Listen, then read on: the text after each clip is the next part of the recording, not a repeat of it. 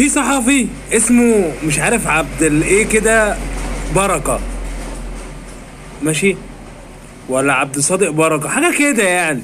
بيقول ايه؟ بيقول ان الحكم المفروض يتوقف عشان حكم الاهلي بلنتي في اخر ثانية. فين يا عم البلن ده؟ ما تشاور لنا عليه، شاور لنا على البلن حقيقي يعني، شاور لنا عليه. ولا انت اللي قالك غلط؟ ماشي. نيجي بقى لتاني حاجة، اللي قاعدين معاه في الاستوديو بيأمنوا على كلامه، بيأمنوا عليه. طب يا جماعة انتوا مش شايفينه بيغلط؟ نبهوه، نبهوه للكلام يعني. وبعدين يعني، هو حتى لو الاهلي له بيلن ما يتحسبش؟ يعني حتى لو البيلن ده صحيح ما يتحسبش؟